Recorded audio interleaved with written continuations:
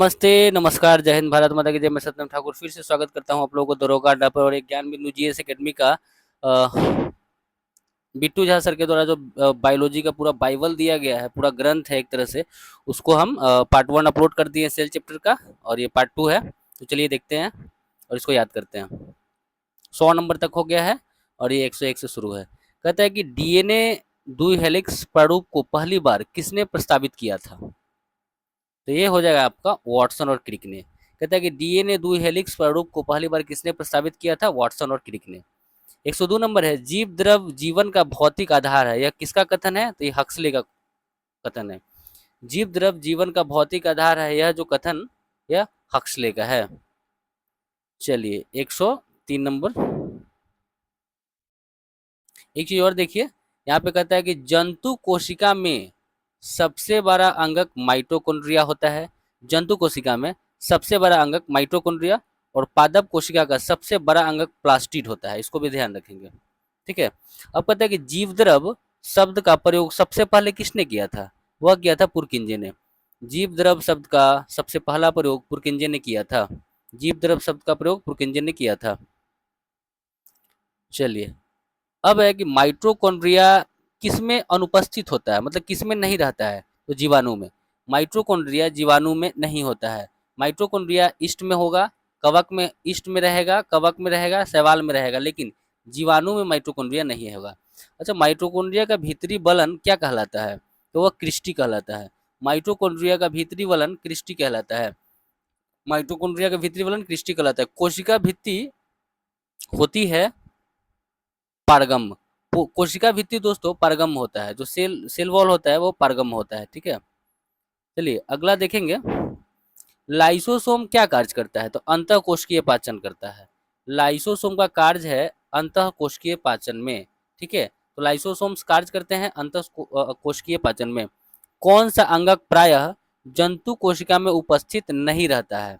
तो लवक जो है ना, ये पादप कोशिका में रहता है। ठीक है। लेकिन माइटोकॉन्ड्रिया, अंतः प्रद्रव जालिका और माइटोकॉन्ड्रिया ये सारे के सारे जंतु कोशिका में है, लेकिन लवक जो है वो जंतु कोशिका में नहीं होते हैं, पादप कोशिका में पाए जाते हैं। Program cell death, program cell death का कोशिकीय एवं आणविक नियंत्रण क्या कहलाता है? एपोप्टोसिस। प्रोग्राम सेल डेथ का कोशिकीय एवं आणविक नियंत्रण कहलाता है एपोप्टोसिस। कौन सा कोशिकांग प्रोटीन संश्लेषण में प्रमुख भूमिका निभाता है? एंडोप्लाज्मिक रेटिकुलम एवं राइबोसोम। कहता है कि कौन सा कोशिकांग प्रोटीन संश्लेषण में प्रमुख भूमिका निभाता है? एंडोप्लाज्मिक रेटिकुलम और राइबोसोम। ठीक है। तो क्वेश्चन था कि कौन सा कोशिकांग प्रोटीन संश्लेषण में भूमिका निभाता है, प्रमुख भूमिका? तो एंडोप्लाज्मिक रेटिकुलम और राइबोसोम हो जाएगा। 111 नंबर क्वेश्चन है कि निम्नलिखित में कौन सा कोशिकांग डीएनए रखता है? तो माइटोकॉन्ड्रिया रखता है। ठीक है। और लवण रखता है, दोनों। ठीक है। तो डी अपना डीएनए रखता है माइटोकॉन्ड्रिया और लवण। गोल्जी काय का प्रमुख कार्य क्या है? स्राव करना, श्रवण करना। ठीक है। 112 नंबर क्वेश्चन हो गया। 113 से देखेंगे, किसकी उपस्थिति के कारण किसी पादप कोशिका और पशु कोशिका में अंतर पाया जाता है? तो कोशिका भित्ति में, नॉर्मल क्वेश्चन है। 114 है, निम्नलिखित में से किसने यह मूल अवधारणा प्रस्तुत किया कि सभी सजीव कोशिकाओं के बने होते हैं? तो स्लाइडेन और स्वान। ठीक है। ये दोनों आदमी, ये स्लाइडेन और स्वान ने दोनों ने मूल अवधारणा प्रस्तुत किया कि सभी जीव कोशिकाओं के बने होते हैं। चलिए अगला क्वेश्चन है, 80% से अधिक सेल में क्या पाया जाता है? तो प्रोटीन, जल पाया जाता है। ठीक है। 80% से अधिक सेल में पाया जाने वाला पदार्थ है जल। परासरण की परिभाषा क्या है? परासरण की परिभाषा है अर्धपारगम्य कला में होकर कम से अधिक सांद्रता की ओर विलायक का प्रवाह। कहता है कि परासरण की परिभाषा है कि, एक बार फिर देखिएगा ठीक से, कि अर्धपारगम्य कला में होकर, अर्धपारगम्य कला में होकर कम से अधिक सांद्रता की ओर विलायक का प्रवाह, यही परासरण की परिभाषा है। अगला है, अधिक लवण वाले विलयन में एक कोशिका को रखने पर वह सिकुड़ जाता है, क्योंकि? कहता है अधिक लवण वाले विलयन में एक कोशिका को रखने पर वह सिकुड़ जाता है।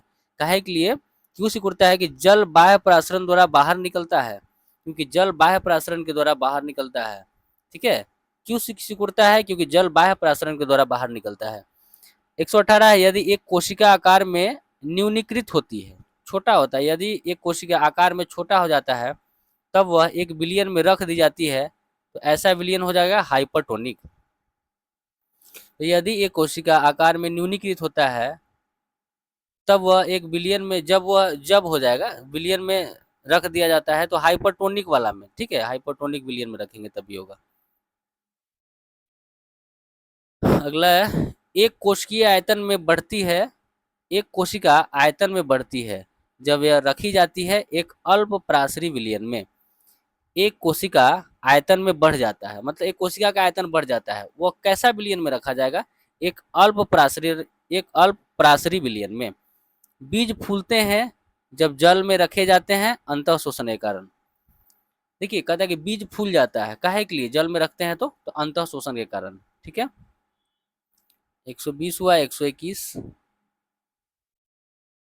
कहता है कि लकड़ी से बने दरवाजा का वर्षा ऋतु में फूलना क्या कहलाता है? अंतः शोषण के कारण। लकड़ी से बने दरवाजा का वर्षा ऋतु में फूलना होता है अंतः शोषण के कारण। अगला है, उर्वरकों का अतिरिक्त मात्रा में प्रयोग पौधों की मृत्यु का कारण बनता है, यह हो जाएगा बाह्य परासरण के कारण।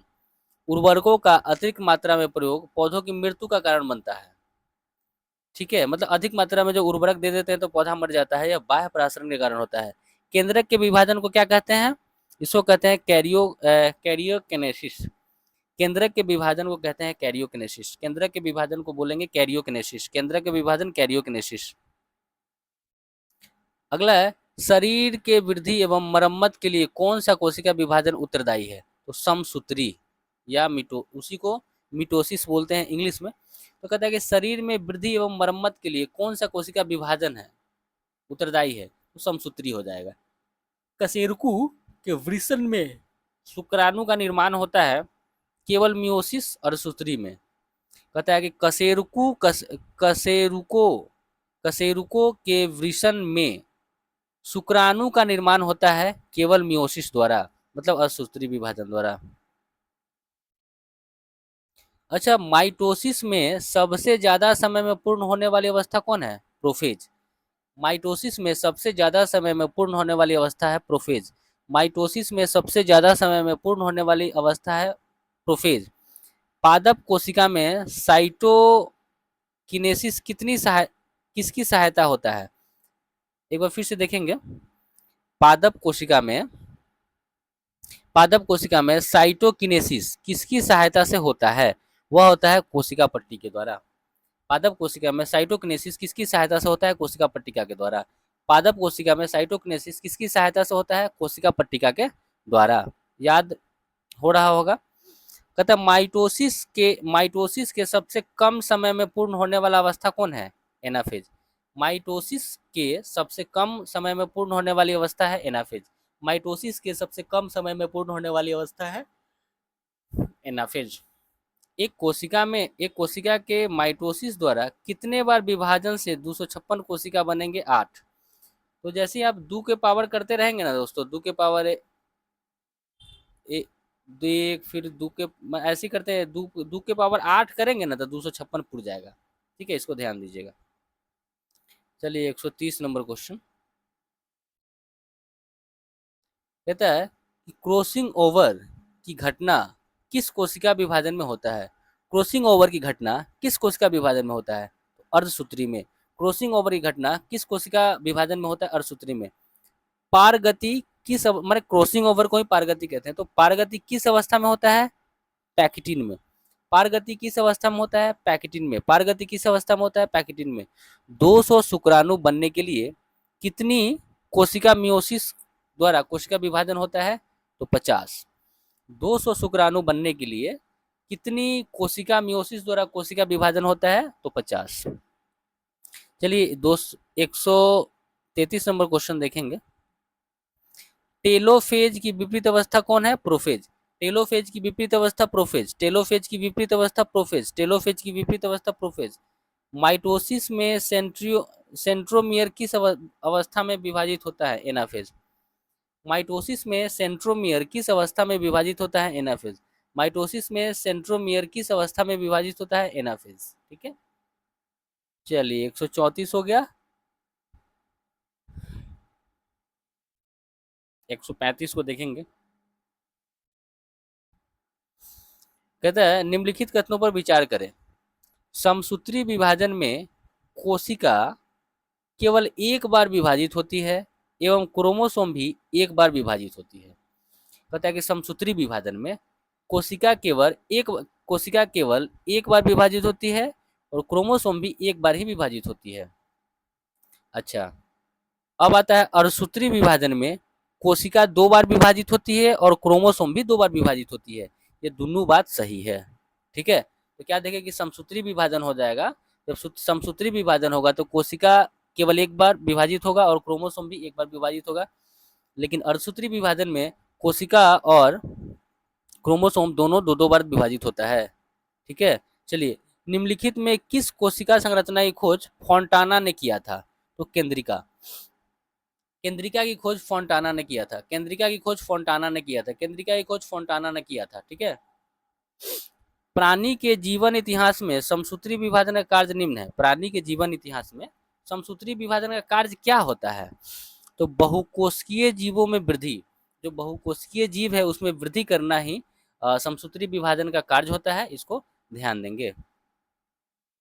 तो दोस्तों उम्मीद करते हैं कि आपको अच्छा लगा होगा और ये पहला चैप्टर सेल खत्म हुआ। मिलते हैं अगले वीडियो में, तब तक जय हिंद, अपना ख्याल रखें, अपनों का ख्याल रखें।